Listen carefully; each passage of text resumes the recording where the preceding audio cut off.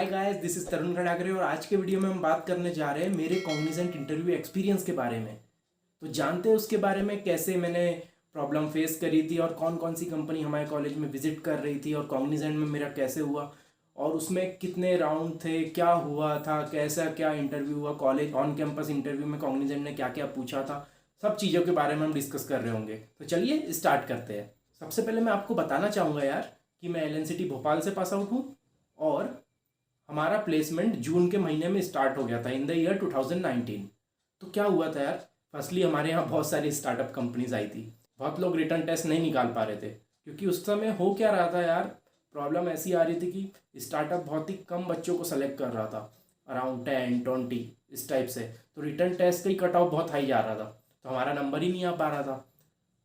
हमको बहुत ख़राब लग रहा था यार, हमारी तो कंपनी निकल ही नहीं रही। रोज़ आप तैयार होके जा रहे थे, वो भी फॉर्मल ड्रेस पे, और आप रिटर्न टेस्ट देते हो, फिर आपका निकल नहीं रहा था, फिर वैसे ही आप वापस आते हो।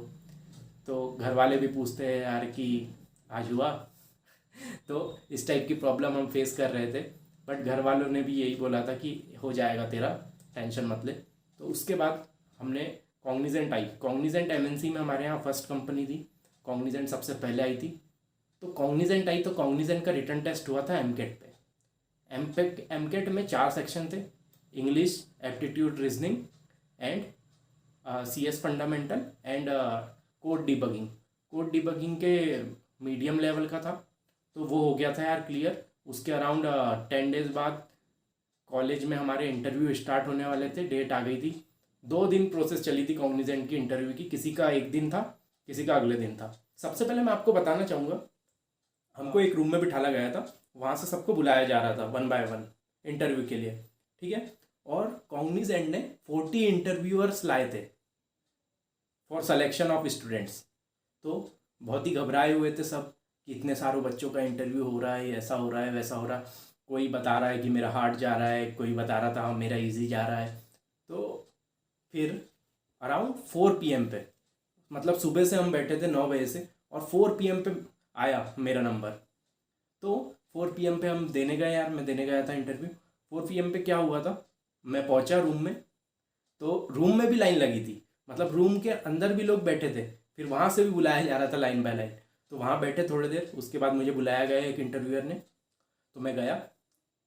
सबसे पहले वही यार, जब भी आप इंटरव्यूअर के पास जाओ, गुड मॉर्निंग, गुड इवनिंग, जो भी हो रहा है वो विश करो। तो मैंने वैसे ही किया, हैंडशेक किया। उसके बाद मैं बैठा। इंटरव्यूअर चाय पी रहे थे, उन्होंने मुझे चाय का भी ऑफ़र किया, बट मैंने मना कर दिया था उस टाइम। उसके बाद मेरा इंटरव्यू स्टार्ट हुआ था, वही नॉर्मल डिस्कशन था। जस्ट सबसे पहले अबाउट माई सेल्फ पूछा गया था। सबसे पहले वही क्वेश्चन यार, सिमिलर टू अदर कंपनीज, कि आपके बारे में बताओ, आपने क्या क्या किया है। तो मैंने अपना इंट्रोडक्शन दिया। उसके बाद मैंने इंट्रोडक्शन में बोला था कि मैं कॉम्पिटिटिव प्रोग्रामिंग में अच्छा हूँ। तो जो इंटरव्यूअर था उसको भी ये चीज़ पसंद आई, तो उसने मुझे क्या किया, एक क्वेश्चन दे दिया डायरेक्ट।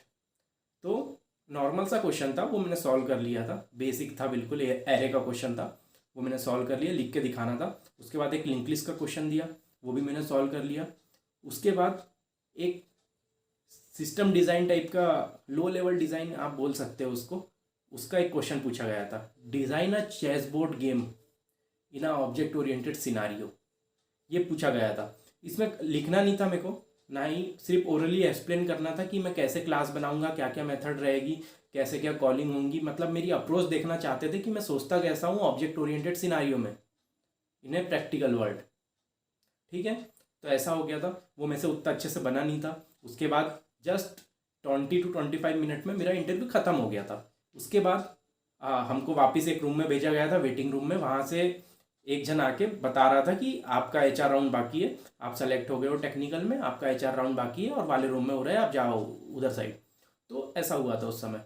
तो हम लोग वेट कर रहे थे यार, बहुत नर्वस थे सब लोग कि होगा कि, और मुझे तो लग भी नहीं रहा था कि होगा, क्योंकि मेरा एक क्वेश्चन बना नहीं था मुझसे, बट मेरा नाम आ गया था। फिर HR राउंड में गए।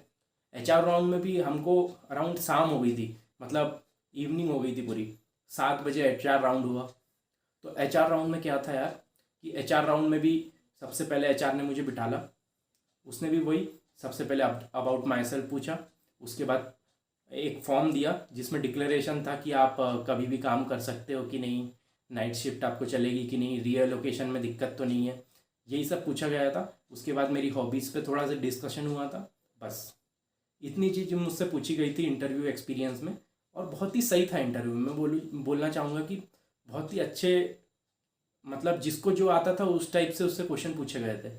मैंने इंट्रो में दिया था कि मुझे कॉम्पिटिटिव प्रोग्रामिंग अच्छे से आती है, मैं डेटा स्ट्रक्चर पे काम करता हूँ, तो मुझसे रिटर्न में लिखवाए गए थे कोड्स।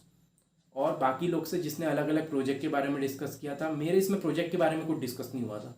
बाकी लोग के इसमें किसी के इसमें प्रोजेक्ट के बारे में बहुत ज़्यादा डिस्कस हुआ था, हाफ एन आवर। तो इस टाइप से इंटरव्यू हो रहे थे, रेज्यूम बेस्ड भी थे, कुछ कुछ कोडिंग बेस्ड भी थे, सब टाइप के लोग थे वहाँ पे। ठीक है, तो ऐसा था मेरा कॉग्निजेंट का इंटरव्यू एक्सपीरियंस इन कॉलेज।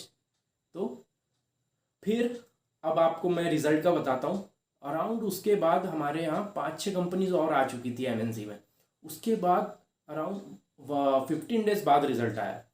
अब बहुत ही ज़्यादा टाइम हो गया था, मतलब सब सोच रहे थे आएगा, 15 डेज बाद आया था। तो ऐसा होता है कि टाइम बहुत लग जाता है प्रोसेस में, आपको पेशेंस रखना होगा। पेशेंस रखोगे और दूसरी कंपनी का ट्राई करते रहो। ऐसा ज़रूरी नहीं है कि आपका एक में नहीं हो रहा तो आप दूसरे के लिए ट्राई मत करो, क्योंकि कॉलेज में आपको ये फेस करना पड़ेगा। आप डेली घर से निकलोगे, कॉलेज जाओगे तैयार होके फॉर्मल पे, और उसके बाद रिटर्न टेस्ट नहीं निकलेगा, उसी दिन आपको पता चलेगा मेरा रिटर्न टेस्ट नहीं निकल रहा है। फिर घर आओगे, पर आपको नर्वस नहीं होना है और ना ही डीमोटिवेशन टाइप का होना है। आपको अगले के लिए रेडी रहना है, हर टाइम आपको नेक्स्ट के लिए रेडी रहना है। ये सबसे अच्छी अप्रोच होती है कॉलेज टाइम में, 4th ईयर का प्रेशर हैंडल करने के लिए। बहुत ही शानदार चीज़ है, ऐसा आप करोगे तो कोई ना कोई जगह पर हो ही जाएगा। ऐसी कोई दिक्कत होती नहीं है, सब में टैलेंट होता है, हो जाता है सबका। ठीक है, तो ये वीडियो थोड़ा सा लंबा हो गया होगा, आज का वीडियो यहीं ख़त्म करते हैं। अगर आपको ये वीडियो पसंद आया होगा तो लाइक कर देना यार, और जो भी आपके डाउट है कमेंट में लिख देना, मैं ऐसे वीडियो आपके लिए लाता रहूँगा। Thank you, bye bye.